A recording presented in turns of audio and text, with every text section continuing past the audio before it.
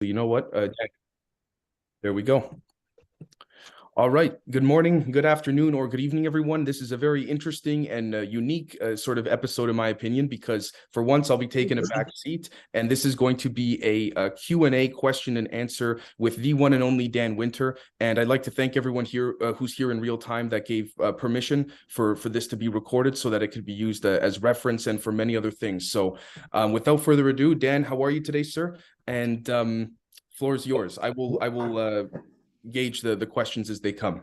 This is great. With Dave, we recently did this Star Trek physics series in which we tried to really say practically what the difference between impulse and warp propulsion were. Literally, that the charge down a vortex, if it's accurate, both piezoelectrically and magnetically, if the angle of convergence down a cone is correct, the compression at the center will spit out a longitudinal wave the other way. Literally an impulse, as in the impulse power on, versus a helix, you have a phase conjugate pump wave and the warp propulsion, and we talked about a little bit more about Koski-Fross's error. So those were the sort of science films we just did. And it's interesting, when we really get into the technical stuff, of course, people get a little bit intimidated, but there's something very empowering about actually knowing why objects fall to the ground, and then realizing that that same kind of vortex is the reason the plasma vortex appears inside your head that you call consciousness.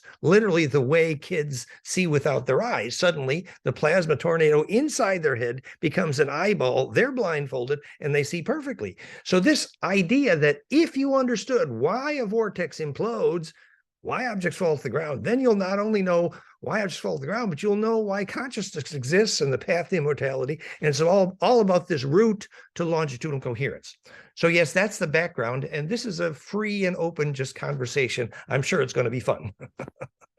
Thank you so much, Dan. Does anyone want to jump in, whether via the chat or on video or audio here? Curiosity is good. I'll go first. Sure, Kyle, please.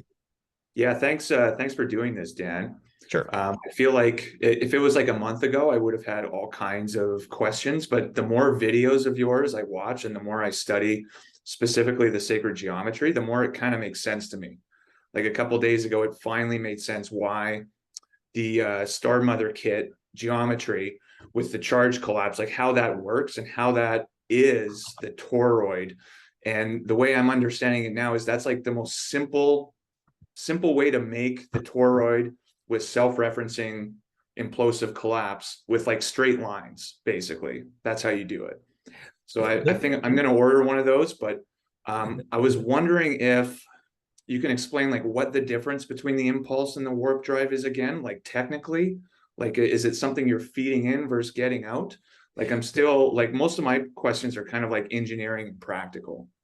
Yeah, remember when recently in the George Leoniak pyramids presentation, which was part of that slideshow, they showed that the Russian pyramids have that 76-degree angle at the base, identical with the 76-degree angle at the crown of the Egyptian pyramids. And the reason in both cases was the same, was that the implosive plasma projection could optimize golden ratio cascades up the triangle and thus spit out at the peak the implosive longitudinal coherence.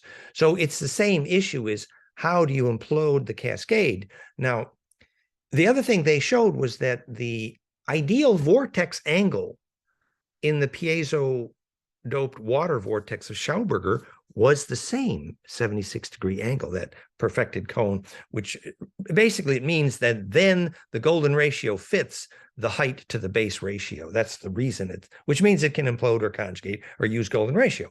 Now, if that's true of Schauberger's vortex, it suggested that not only do the converging piezoelectric lines, remember the water is doped with a little rock powder, and the hydrodynamic translation of vorticity of the mass itself, both sets of lines converge at the same angle. And really what's happening is, if you visualize the center point, you have to have converging pressures, which are called longitudinal, or in other words, the compression wave, longitudinal wave, the wave of compression is parallel to the direction of propagation. So otherwise it doesn't push properly. So transverse waves arriving at center do not help because they don't push. But if you get this compression wave arriving and they're coming from the right symmetry, I always think about, well, they called the first Fat Boy atomic bomb implosion because they had to have those phonon implosions at the accurate angles around the surface. So all the compressional waves would arrive at center in the correct symmetry. So if the compression waves arrive at the middle in the symmetry, there's a bounce effect that essentially means what would normally be emissions that are transverse suddenly get lined up. And those emissions then go from the transverse to longitudinal or compressional coherently. And as Bearden well proved by equation, that longitudinal EMF coherence is literally the stuff of gravity waves. So spitting out a longitudinal, which is how you make propulsion by impulse, is a pretty good description of what was at that point a water vortex, but later the mercury vortex of the Vimana Nazi Bell Hanabu and later the Nazi Dark Fleet. You have more mass in the vortex of mercury. So then you get the hydrodynamic implosion is more mass, has more leverage. And that mercury was doped with a special wetting agent, we think we know, with a fine iron powder, making it red. And so now you get the magnetic lines and the hydraulic lines all converging implosively and spitting out that. So you kind of get a sense that, yes, if you implode a center point accurately with the right angles, an array of compression waves, at the other side, you will spit out a longitudinal wave of EMF coherence, literally an impulse. So that's a pretty good description of impulse power, actually. It's mechanical. It was widely used for starcraft among many civilizations long before we got to this warp, what's called warp propulsion. Now, warp, there's the Alcubierre drive. I think the best example, though, would be the Koski-Frost, which we talked about, Elizabeth Donovan's book, Glimpses of Epiphany, all at fractalfield.com/propulsion. Basically, it's a quartz crystal. It couldn't be, there are other piezos that'll do it. In fact, super dielectric piezos like lithium niobate, blow the dilithium crystal, Scotty. So the lithium niobate is an example of the super dielectric. Now, so that's a helix. That's why it's piezo. And now, first you pump the side of the piezo. Piezo means mechanical pressure on the sides, longer wave, shorter wave, will spit out a longer wave at the end because it's simply a slinky. And so by pumping that with what's called the phase conjugate pump wave, the same reason why the phase conjugate pump wave called the Schumann harmonics made the pyramids a global wireless power generator. It's the same physics called the phase conjugate pump wave. So you got this pump wave in the sides of this helix, and it's spitting out a coherent longitudinal because of the asymmetry. Now there's some graphs and diagrams. It's a bit of a description, but calling it warp was perhaps, I don't think the term warp was even that helpful. Essentially, it's spitting out a much higher leverage and a more linear columnated longitudinal EMF coherence, gravity wave, as it were, which would mean in Einstein's words, you would bend space-time, which is a lousy language, I think. Effectively, all you're doing is sucking in all the local spin. And the only thing that's bent about that is the fact that when you accelerate a plasma donut, for example, the rotational inertia is translated, or the acceleration inertia is translated into rotational inertia. And that rotational inertia, spin rate, is named time. So the reason time speeds up is really quite simple. Once you know that time is only a name for spin rate, nothing else. So that's what's warped, actually, is in the process of that acceleration. So anyway, some thoughts. Oh, thank you, Dan. If I could, and thank you, Kyle. Kyle, I'll let you speak one last time if you like. I just wanted to bring up that for those more interested in the psychological military intelligence angle of things, what Dan described is what in that line of that field is called MEMS, MEMS, which just stands for micro electromechanical systems. So it's exactly what Dan described. Kyle, I did want to give you a chance to jump in before I read some questions from the chat here, if you like. That was awesome, actually. That really helps me understand the difference quite a bit better. So yeah, thank you for that. The microelectric is like the molecular array of that helix called piezo is accomplishing something at the quantum level because of the discipline of that array. Note that the Koski-Frost crystal did not work until the pump wave caused the crystal to more than double in size. Tuned to Planck, right? Well, multiples of, presumably. And by reports, thanks again to Elizabeth, the dielectric constant suddenly went off the charts. If you know what that means the efficiency of distribution of charge within suddenly off the charts. So this is literally now a linear superconductor. I mean, it's very cool.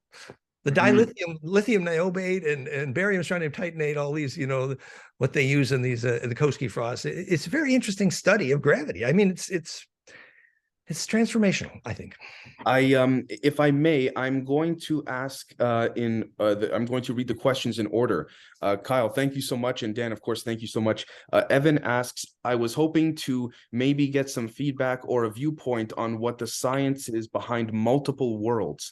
Is the formula the same across the board, as in, does it change in higher or lower densities?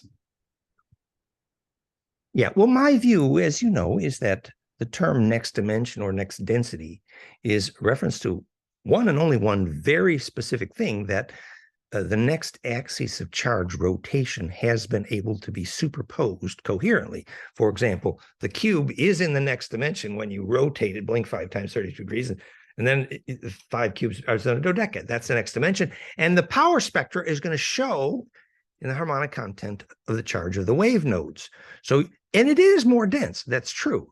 Now, what that would mean would be that, for example, at the center point of these compression implosive arrays, they couple the array of fractal longitudinal nodes, like the Dodecki-Kosa Earth grid, which is DNA, radio, and global wireless power, and all action at a distance is those longitudinal nodes, and all spiritual stories, basically, and bilocation and portals. It's all about those nodes, making the radio work into the center point of that compression, impedance matching that nodal array. Now, that nodal array, sometimes called the collective unconscious, is a series of velocity harmonic nodes that are golden mean ratio multiples times the speed of light, as in Professor Raymond Chow's most famous measurements of faster than light velocities, almost all of which were between 1.5 to 1.7 times c, the speed of light, meaning golden ratio times c, which I say is a smoking gun that I am right. Anywho, so the more golden ratio multiples times the speed of light that are stable in the array, the farther the Stargate goes from that point. So that's why the big fight in the Galactic Federation around the trapezium at the heart of Orion, the most far-reaching Stargate in our local neighborhood, I mean, that's been a fight for 1 million years or something between the Nebu and, so the bad guys got the one here. But the physics of why that's a Stargate, because of that compression, enabling propagation at more golden ratio multiples times to see the speed of light, meaning what's called the next dimension. Practical example, I think when the staff at Montauk measured which teenagers to abduct could steer the time chair, they had to measure what's called boson 7 in their DNA, which I think is coherent microwave emissions and, 1.91 angstroms and adenosine diphosphate, all that story. And so they were literally measuring how many superposed harmonics were imploding in the recursive coherent braiding of their DNA. It's roughly related to how much bliss you've been able to handle without dying. So how many dimensions are you reaching today? How much lightning have you inhabited? The end of the movie Powder or Kundalini. So, I think this gives us something to think about. Instead of thinking about this next dimension as something very abstract, think very practical. I sat in this stone circle, and when I got very still, I could feel a much larger and larger array crystallizing around my body, and I could feel something bigger. If I could also mention as well, very quickly, since we're on the topic, thank you for the question. This concept of time, if we, for example, like you said, Dan, this million-year battle, would it be correct for me to say that at what we perceive to be a million years is the perception of another's spin rate? Well, so, we're counting the number of times the Earth went around the sun. That's a spin rate, Right. So, but there's another aspect of this, that in time reversal, whether you're actually going backwards in time or whether you're simply returning to the coherence of a previous state of increased order, because currently, according to physics, you can't time reverse toward disorder, only toward order. The big clue there. So it's a deep conversation, but actually, it's very important to keep in mind when we're talking about time, we're only talking about relative spin rate. Why did your watch speed up when you went through the speed of light? It's very simple. It's simple. The vorticity down that donut, which comprises every piece of mass, suddenly increased the translation, increasing relative rotation rate called time. Thank you so much. Let's see here. Christine asks, would ignoring these angles and symmetries be the reason why current Bluetooth and Wi-Fi technology are dangerous to us, i.e., they are not symmetrical, so it's affecting our bodies negatively? Symmetrical is a reasonable word there, but more useful, I think, would be the term embeddability. So that, for example, when we learned why 60 hertz manufacturing plants could never make carbon nano, because carbon, called fullerenes, will grow in 50 hertz, perfect golden ratio times Planck, and the most common healing frequency in all the cancer literature, where 60 hertz, hell no, you can't get centripetal. And if you can't get centripetal, you get dead. That's my bumper sticker. So the point is, if we choose embeddability frequencies, then the array of the power distribution becomes negentropic and self-aware. Think about this for a moment. If, in fact, our global power distribution grid, instead of 60 cycle or 50 cycle, supposing it was the corrected Schumann harmonics, at that point, the electricity, the plasma in the field of our power wires would become self-aware. Think about what that means. So every time we choose a frequency signature that does not embed, live means ln to the I of phi. Evil means the opposite. It's a mirror image. It's falling out of the phase lock with embeddability. So the reason Wi-Fi and Bluetooth are evil is because the chosen harmonics cannot implode, therefore cannot create attention. For the same reason, when you take out the evil fluorescent lights from your kid's classroom and install sunlight, you measure a dramatic increase in attention span, because the physics of what that attention is charge implosion only. So that's an example of embeddability. So the people who chose the frequencies for Bluetooth and Wi-Fi did not know what life is, did not know what charge collapse is, do not know what charge distribution is, and therefore do not know what sustainability is, do not know what negentropy is. So they were simply dumb. Thank Sorry, you. Dave, I want to jump in because Please. he just thanks, Dan. That was awesome. I'm curious about any practical of if you have any advice for in our homes and stuff, because that's something I actually can't wear Bluetooth headphones now. I get a headache. Oh, yeah. And it's so irritating because wires and it. I mean, come on. But I mean, I know there's a little bit that we can play with here and there on the modems or on our different devices. But is your thoughts on taking that knowledge and actually helping you in your own phone? Practical, right? Yeah. That's the right question. Well, practically in our house, Valerie and I both immediately feel nausea the minute anybody turns on their Wi-Fi, for sure. I mean, it's like radio, just absolutely sick to your stomach immediately, because, we're living in the country. It's pretty quiet here. We're lucky. So, and as far as Bluetooth is concerned, Bluetooth is a very nasty, sharp square waves. It's extremely aggravating, actually. Now, people ask me, your Flame in Mind uses Bluetooth, doesn't it? And I say, well, we had no choice. And I find I can use it for a few minutes, which is good for a little brainwave work, but I wouldn't leave it on. No. And so in practice, we hook everything up with Ethernet wires, and it works good, actually. And we increase the amount of biomass around us, and the high dielectric helps to damp the neighbors, whatever. And we're pretty lucky. We're sort of out in the country. So it's true that if there's a lot of metal around you and a lot of Wi-Fi and Bluetooth, it's quite serious, absolutely serious. And the other side of that coin, I mean, some people obviously can't afford to move to a cave in the woods. Some people can't afford that. However, some of the physics here is real that, we did a labyrinth out here in France yesterday, amazing project, and it made a magnetic bubble that makes a bit of coherence, which is sheltering, which is a good lesson that actually, whatever your technique for making your sacred altar in your place, if you regularly attend to that altar, it will make a plasma bubble which has a membrane. And that's a beginning. Did you want to jump in again, Christine, or are you good?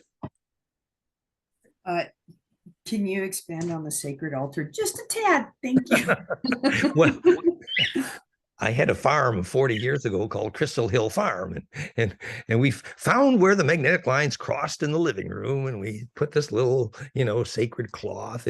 Hemp is good, and then we arranged the crystals in a cross, and we blessed it. We kind of felt when was the charge growing, and you make your altar, and then you're all your sacred shamanic whatever, and a little altar, and then it becomes a focus of your attention and your sacred space, and that is a very useful thing. Castaneda was right. As you enter each room you enter, become aware, where would your place of power be in that room? And eventually that grows like a bubble, and your attention feeds the coherence of that bubble. All right, thank you so much. Crybite asks, I'm curious about recreational drugs causing holes in the aura. I heard you, Dan, speak about the magus or magus of Java and of cultivation lotus meditation for electrical healing. I see many youth on TikTok chasing after spirituality in their electro-smog filled bedrooms. Is this something that worries you? Yeah, it's a tragedy of our age that the young people desperately must have access to bliss, or their immune system and their lucid dreaming body won't grow. So that is the right question. And so really, I mean, as I said 100 times, if you can't teach your young people how to have a bliss experience, Aboriginals are clear, you do not have culture. And the Italians in their church, when I taught that, stood up and cheered. Actually, they got it. But with regard to, recreational drugs, well, I personally, I've never, but I had Kundalini and I had more psychokinesis than I could handle. So I kind of stayed away from. But I had many friends, one who ran the Santo Daime Church of Sedona, for example, and the ayahuasca church. And what I perceived was that he increased his sensitivity to astral beings. Clearly, he was able to see astral parasites. But I also perceived that he became more afraid of them, actually. And my guess at that time was that the aura becomes more porous, actually. Now, there's lots of reports on this, and we always suggest measurement, not speculation. And GDV, Krotkov, does a reasonably good job of measuring holes in the aura. So classically, if your teenager likes recreational drugs, have them try the GDV and check for holes in the aura, actually. But it is clear that holes in the aura invite parasites. It's absolutely true. For example, your average bar room where everyone's drinking alcohol, any clairvoyant will tell you it's full of plasma parasites. Why? Because it's a feeding frenzy. So it is basic. And my friend Pam, who ran the meditation school, said so many people came to the meditation school because the primary way they found of repairing their aura after such, parasitism was disciplined form of meditation, sacred gymnastic, to repair the aura, to implode again coherently. And, I'm not saying that psychoactive plant medicines are bad. A lot of people, I think, have turning point experiences. But to do that with astral hygiene is not simple. As in, the ancient ones, the family circle might do a little ayahuasca, but then in that circle bliss trance dance afterwards, the focused intent of dozens of family members, all absolutely clear that only their ancestors would access that radio to the ancestral memory, that's the membrane of astral hygiene. And that level of coherent intent is sadly missing from most of the modern ways of doing these drugs and calling the ancestors. So again, I think Castaneda was right. He said, well, the first time you go to the mushroom, you think, you're looking through the spore of the mushroom interstellar, because the spore fabric is interstellar of the mushroom. But the next time you go to the mushroom, you find out that it's looking through you. So who is looking through whom depends on who is more centripetal, and how you get more centripetal. That's the key. Thank you so much. Remember, if anybody would like to jump in with video or with their voice, just if you can, please virtually raise your hand by using the reactions button. But let's see here. Out of the Dark asks, how can one figure out the magnetic line crossings of their property? I take it they're referring to their house property, their home. Yeah, we have often suggested that the ability to basically feel an Earth grid magnetic line for yourself is critical, necessary for survival. I mean, it's so simple. You go someplace where you're pretty sure there is a magnetic line. You walk slowly across it with your hands lowered, relaxed at your side, kind of out just a little bit, and wait for your fingers to tingle. I mean, it's pretty basic. And it is true that the more you've had bliss experience, the more sensitive you will get dramatically. But to be able to feel a little bit of that for yourself is essential. Gurdjieff says, don't start the sacred gymnastics to immortalize your Kesjan body until you can put feeling in your baby finger, which is to move the centripetal power of your attention and not just draw blood, but draw charge with the implosion of your attention. So the ability to feel those magnetic lines is essential. So, I worked with the dowsing societies of USA for many years. It's wonderful. We have goldenmean.info/dowsing. Lots of discussions about this, about using that to steer tornadoes. But it is basic. Practice, absolutely practice. And in fact, the first thing we did yesterday when we put this labyrinth in here in South France, where they need the rain that will implode, they need it desperately. The first thing we did was we found a place where you could feel that tingle. Then we walked up and down that magnetic line and we looked for a cross point. And then after we got those stones in there, man, my hair is standing up right now, remembering the feeling of that magnetic vortex, man. Everybody got it. They went to the center. They were shocked how powerful that implosion was. And all we did, goldenmean.info/labyrinth. So the point was that, this old saying is really true. Step one, make a magnetic map of your bed, your house, your garden, and your town, and rearrange everyone to look like a rose, and then you're done. Thank you so much. I'm going to pause for a moment from the chat questions and allow our friend here, either MR or Mr., to jump in if you like. You just have to unmute yourself, my friend. Great, thanks. Hey, I appreciate the shout out with the stuff on Shakespeare the other day. Oh, I can't take credit when it's not mine, man. So thank you. Yeah, no, it was really cool to all of a sudden hear you guys talking about something that I brought up. And I hope this isn't too far off topic, but what I'm doing is a Schauberger device where the Tesla turbine part here is going to accelerate the water that's going to be turned out, and then an alternating layer is going to jet it. And so with 144 jets, I'm hoping that the centrifugal force will self-propel this, kind of like Schauberger did, but more like the way Tesla would have done it, where I have 14 of these alternating with the jet. And I'm just wondering what Dan thinks about the possibilities of this vortex in a big stainless steel container, sort of building up this Z-vector. I guess it's sort of like what I've seen you guys talk about with his big golden egg, but this is more of just to create electricity is my hope. And I'm wondering what you guys' together minds are on the viability of the future of this design. I think it's fabulous that you're doing those experiments and very useful. Actually, we have some personal experience there.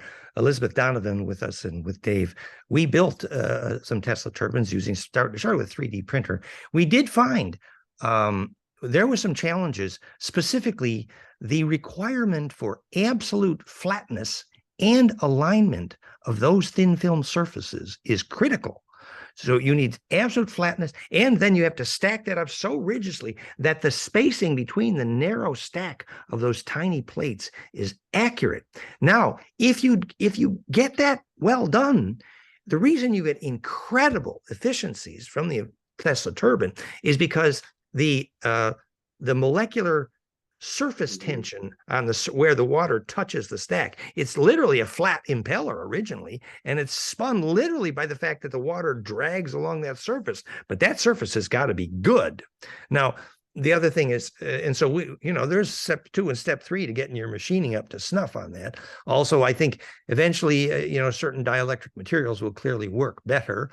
And I think the idea of putting some jets in that surface is probably very creative, but I must say we didn't test that yet, but very interesting. But I'm just mentioning that the machining requirements to get that flatness and alignment right. But given that, the incredible efficiencies, almost over unity of pumping water through that, and then you get this spin rate, which is literally it's like a propeller, except it's like 100 times as efficient. And by the way, there's a friend of ours, Frank Germano, who spent his lifetime on this sort of stuff. He'd probably enjoy chatting with you as well. Thank you. I'd say, man, we can chat more after on the usual group calls, but I would say just keep being creative with it. Because Awesome. the more creative you are, the more things you may notice, whether deliberately or by accident, you name it. So, thank you, man. That's incredible. And let's arrange for a consult with you and both Frank Germano and our friend Elizabeth, because they both have experience in that area. Fun thing. 100%. We'll chat. We'll chat later about that. Let's see here. Damon asks. Oh, sorry. Steve asks. Will free energy? Well, this is an interesting question. Will free energy electric generators be allowed on the market in 2023? Everybody's so convinced that there's some huge conspiracy to prevent. And I mean, it's true for years, hundreds of inventors had their patents stolen. That's classic. That's called the military industrial complex. However, we're getting a little past that point now. My conviction is that the more people who come to understand personally the physics, the more that shareable wave is unstoppable. Remember that vacuum or zero-point energy is only a name for the inertia stored in an efficient fractal longitudinal nodal array. That's what the energy of the vacuum is. That's why it's not available in the center of aluminum boxes. Even all the zero-point energy inventions on this planet, and there's probably thousands now, I don't think a single one of them will work in an aluminum box. This tells you something.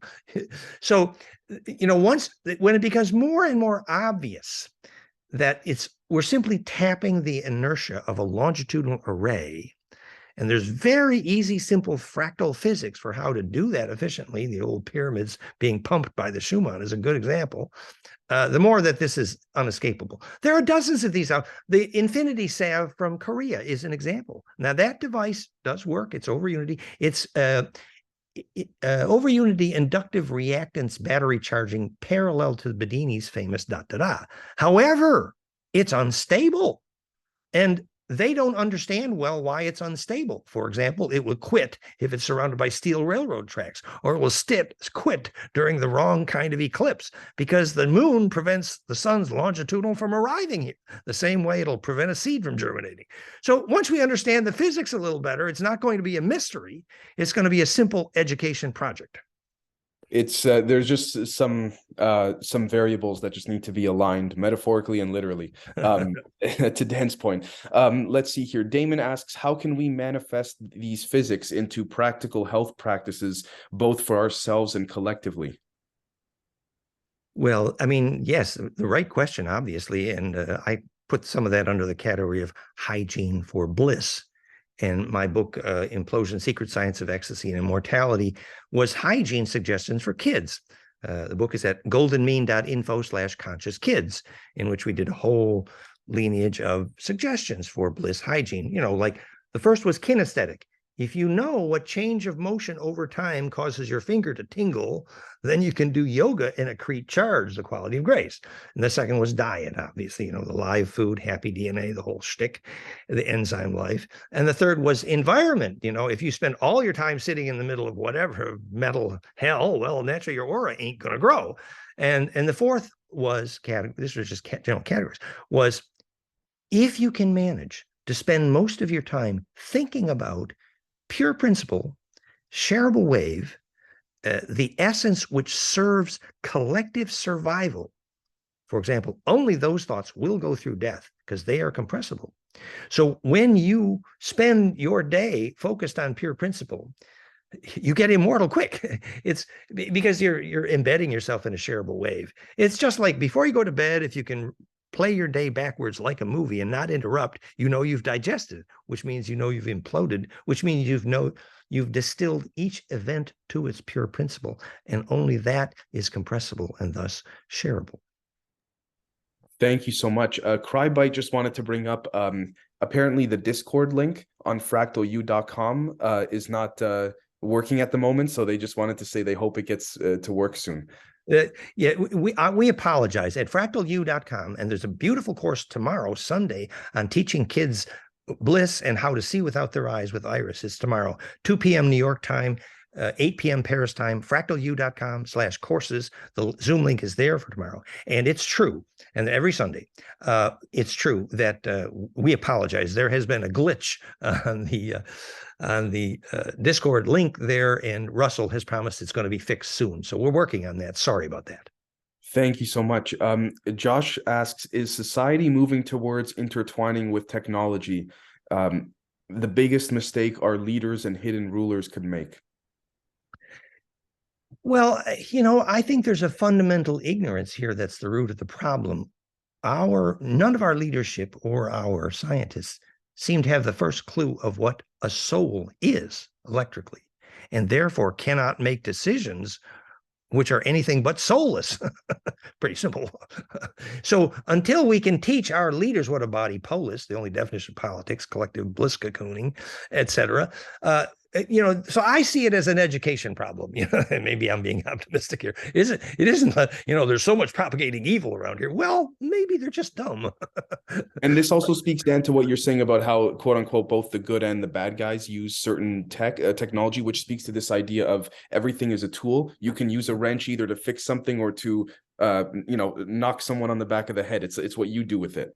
Yeah, that's true. But so gradually, as we get more convinced about the only way to get immortal is to get a coherent aura, and if we make that simple lesson teachable, eventually every single politician has to take note that we can't make our kids soulless anymore. We have to start making decisions based on what keeps an aura alive and therefore makes your kids immortal, like who can lucid dream. So I'm pushing that education project, which I believe could be a political solution, So yes, but there's a tremendous tendency, not just in our planet Earth, but right across the galaxy, to fall into the trap of soulless AI. I mean, that is the scourge of the galaxy, and we're just one little vaccine for the Orion Wars here in that regard.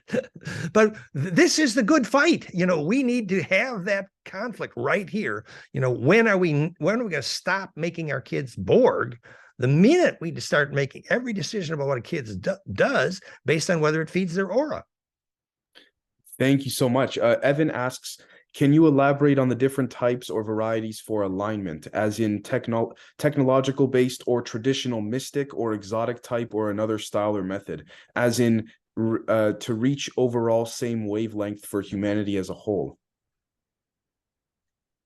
Yeah. Well, I think speaking to getting humanity implosive. Yeah. Ultimately, it's people who have any kind of bliss experience together ultimately form a bond that potentially immortalizes. For example, if a group wishes to learn to lucid dream together, they start by crying for each other's pain, and then they do their sacred dance together. And eventually they can lucid dream together. Then they can take their collective plasma cocoon through the heart of the sun, and that's immortalizing. And that's an example. And that, there are some biofeedback and those other technologies that can serve that pursuit as well. So it isn't that technology is evil here. It's just that you need to learn what it's for, which is the only path to sustainability, which is a coherent aura. Christine asks, steel was mentioned. I'm curious about the materials we use to construct our spaces. Ultimately, is it best to keep natural earth materials, for example, wood, mud, etc.? And along those lines, houses like earthships that are constructed of recycled materials, old tires, glass bottles, etc., would the recycled materials still be an optimal option for a living space? Probably this questioner is not aware that our curriculum for biologic architecture is very mature, like 15 years, goldenmean.info/architecture. And there's lots on that at our bioarchitects.net, where we have a global curriculum for this. But re-summarizing the core there was, the reason you say you want biologic materials in your building versus steel and aluminum is specifically dielectric constant, which means charge distribution efficiency. Doesn't make a breathing capacitor so your aura can breathe. Now, the reason material that was once alive, limestone, natural fabrics, wood, was that everything that was once alive tends to nudge their molecular geometry toward fractality, which equals charge distribution efficiency, which equals high dielectric constants, which means your aura breathes beautifully when you walk into a wood house, and your aura feels like marred when you walk into a steel and aluminum trap. Okay, the difference is your aura can't breathe. It's really very simple. Now, we have a very lovely table of hierarchy of suggested material. For example, actually, gold and platinum can be helpful in thin film. It's not all metals that are evil, but and then we even talk about which fabrics, for example, hemp has the happiest DNA, so it's a fabulous dielectric, and cotton's not so bad, but polyester will kill you, basically. So that chart is all published pretty nicely in goldenmean.info/architecture. And the climax of that curriculum was very simple. We have multiple times proven by measurement that we can measure when the harmonics, low frequency infrasound, the Schumann, arrive at the center of the building. We measure those low frequencies, infrasound, like in the Bosnian pyramid or a sacred house, and predicted by measurement which house will cause a seed to grow, and therefore your charge, therefore your child. And so now we know exactly which architect deserves a paycheck and which one doesn't. And that idea is propagating, and that's cool. Thank you so much. Kevin here, who's been a member for quite some time. Thank you, Kevin, and thank you, brother, for showing up in real time. He says, Dan has answered all of my questions before on many previous calls, so I was wondering what his favorite book is. My favorite book? Well, technically, I suppose it's the gravitobiology. You have to work kind of hard to get through Bearden, actually.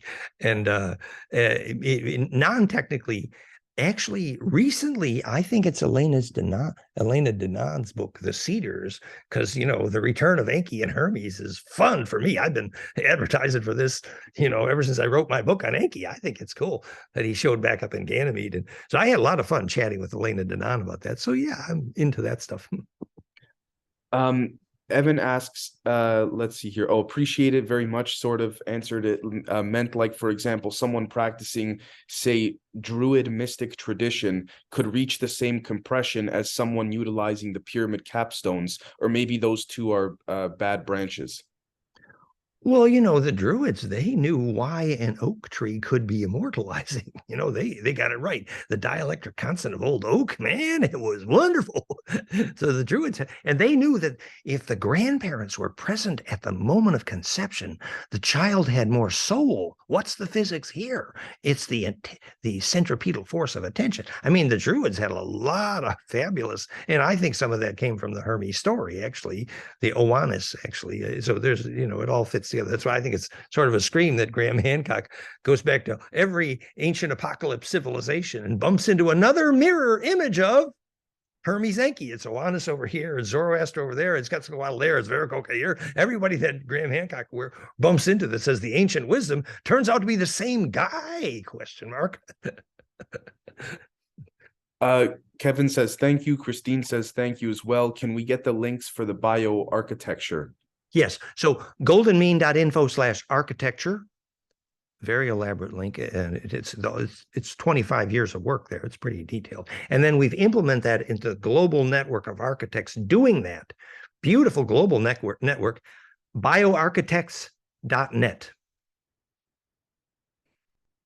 All right. Thank you so much. I'm going to put that in the chat as well, bioarchitects.net.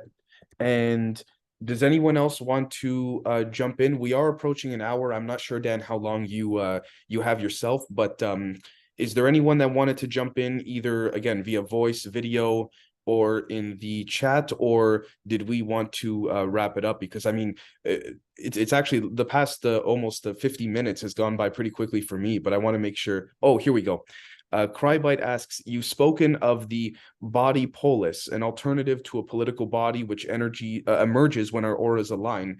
I am a fan of Neville Goddard and ideas of manifestation. When I speak to the Chat GPT, I believe that's a new AI that everyone's talking about, it warns me that even when using associative remote viewing as a filter for bias, those without good intentions can still affect the future in a bad way. Can you speak on this?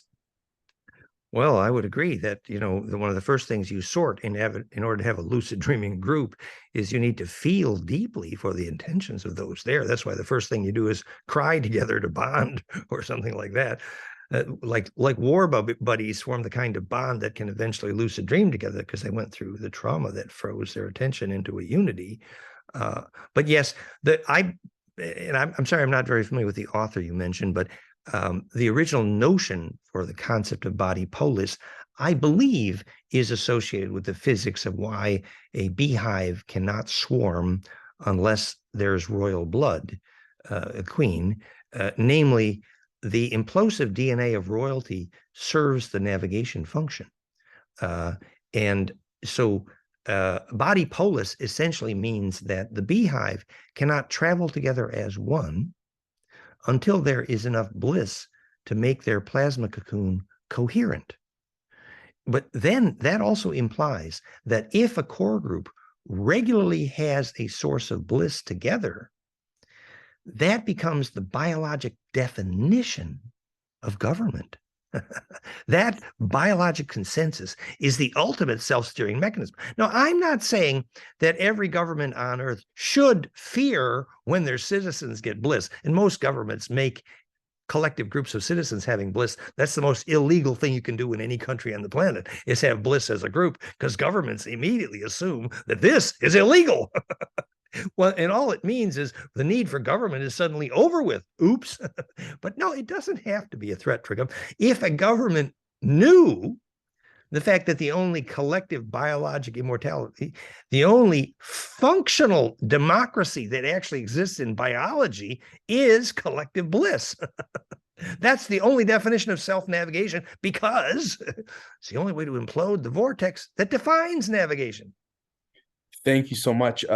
This also speaks to why there was a recent crackdown in the Middle East on witchcraft, specifically this movement of young girls, hashtag witches of TikTok, I believe was the they used the app TikTok to all get together and perform rituals, ceremonies at the same times and all that. The government had to multiple governments, I believe, had to crack down. But Damon asks here, how can we best measure auras? I would imagine that would be a great diagnostic tool and measurable to track and train. Is there anything available for doing so? Konstantin Korotkov, our old friend, GDV, gas discharge visualization, has now been updated, and we sponsored many seminars with him. And what they're doing is they're using a clinically calibrated Kirlian, which measures the geometry of capacitive discharge at the fingertip using high voltage, which is then extrapolated rather accurately onto the capacitive discharge of the whole body, and you'll get a picture of your body's aura. Now, they recently upgraded that technology and claim they're approaching medical replicability, which they originally not so much. But they're getting close. It's a very useful path. And there are a variety of other technology. I think that's probably, actually, my old employer, Yurka at Gaia TV, have financed Korotkov to build those first GDV models now, the new type. And they've upgraded that. So that's a useful example. Your teenager can look at the holes in their aura after their recreational drugs pretty meaningfully that way. And there is increasing replicability in that technique. Remember, when we measure the low frequency capacitance of your body, as we do with flameinmind.com/life force, Korotkov and I discussed it. We agree we're measuring exactly the same thing that he calls sacred space.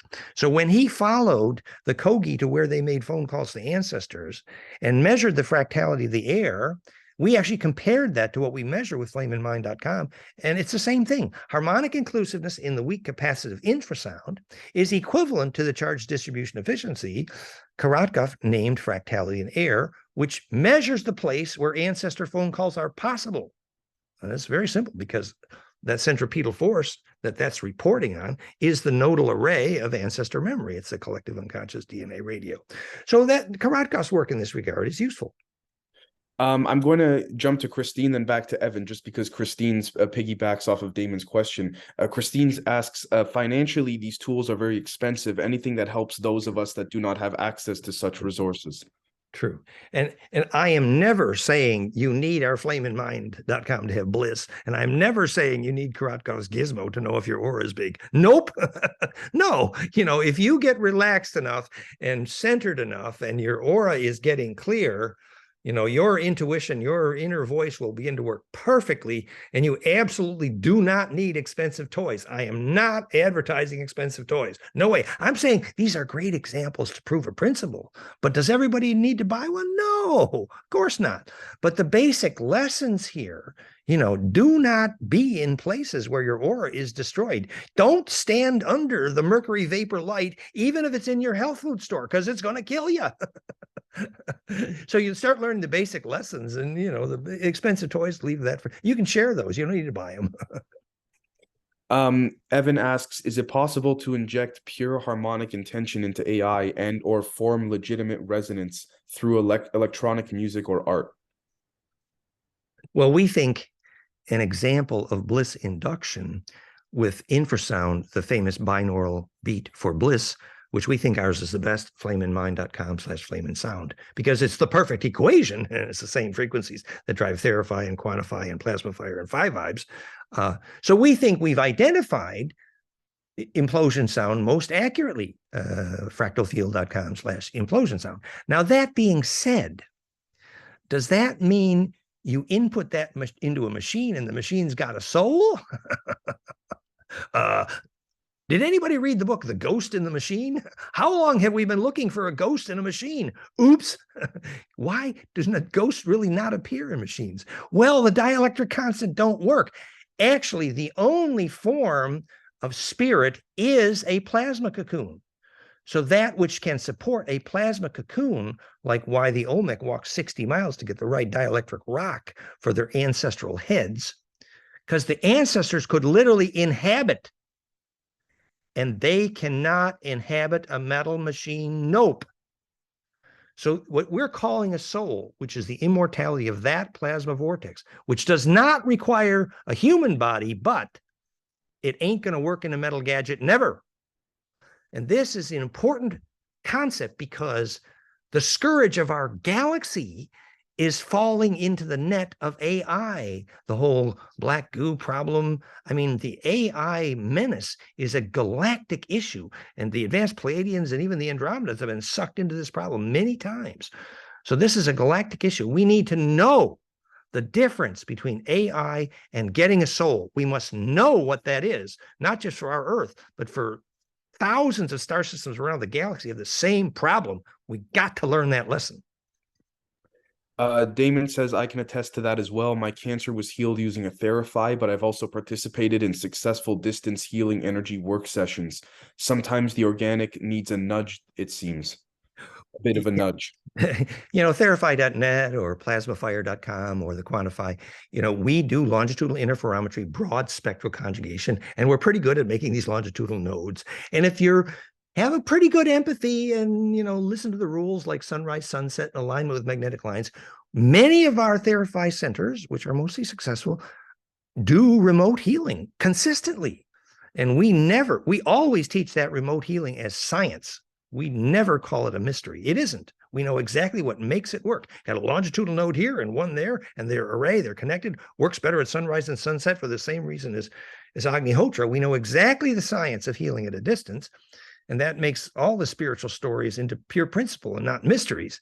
So, yes, thank you for mentioning you had some success with Therify. I'm glad you did. I'm sorry it's a little pricey, but there's lots of ways to do this. And it's a pure principle that's empowering. That was cheap, Dan. Honestly, that was comparatively, it's a very good investment. I've also used it for others, so I've got some testimonials coming to you soon. Thank you, Damon. Wonderful. I'm glad to hear that. Wonderful. Damon is one of our early adopters. Thank you, Damon.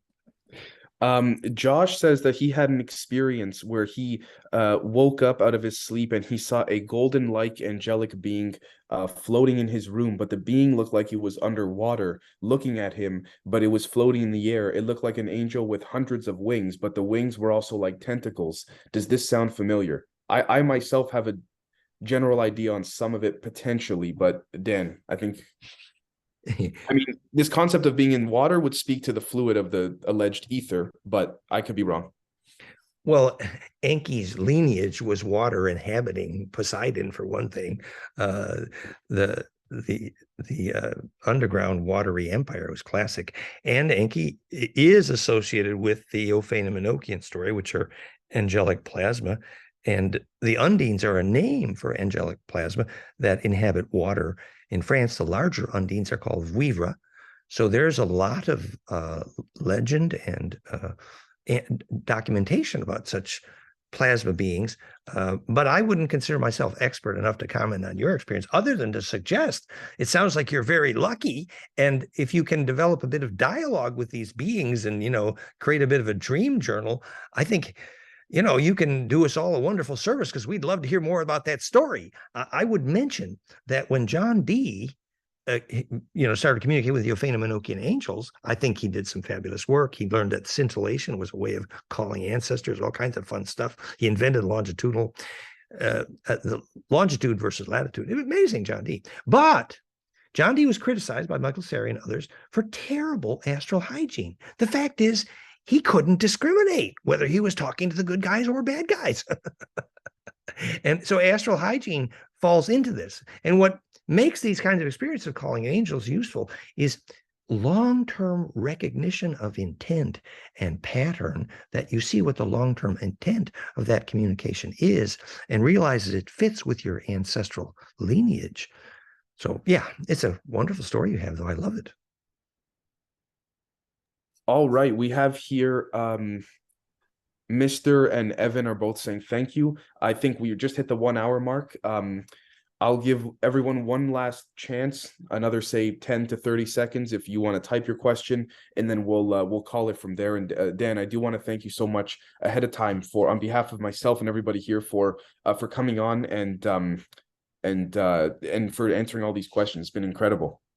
Yeah, and I think people should know that Dave did an interview with Michael Salla, and he is incredibly intuitive in developing these, 0-point and gravity technologies. And so we're collectively forming a group that will have momentum in making the teaching of gravity tech and 0-point energy tech in the context of spirituality, and making that teaching available to young people. We're holding that dream. That cosmic school is coming, guys. Stay tuned. Josh, Dan said basically he can't directly relate to your experience in particular, but he would love to hear more. My hypothesis, at least with respects to seeing this being in sort of like a fluid-like sort of perturbation, is potentially because of the electromagnetic fluids of the alleged ether. I could be completely wrong. That's just my personal take. But okay, so the final round of questions, just one quick thought. The Guild Navigators of Dune were floating in a gold powder doped liquid, which is a super dielectric. This gives you a clue. Awesome. Mr. says, what does Dan think of the Phoenix 138-year reset? I don't think I know much about that. If he's not okay. Sorry, man. Mr. for regarding that. It has to do with a YouTube channel by the name of Archaics. This idea of a simulacrum or simulacrum. Oh, simulacrum. Right. Simulacrum. Yeah. I've heard of that channel, but I don't know if I've got a comment. Yeah, interesting. I'd love to look at it. Christine, there are many sites. Christine says, would love you to quickly touch base on mental health and wellness, specifically schizophrenia. My graduate mentor, Professor Albert X, one of the co-inventors of biofeedback at University of Detroit Psychophysiologic Clinic, his expertise was the brain chemistry of schizophrenia. He recommended to me the book, The Three Christs of Ypsilanti. They put three guys who believed they were Jesus in one room together, closed the door and turned on a microphone. He thought it was brain chemistry. I'm clear it ain't. Sorry.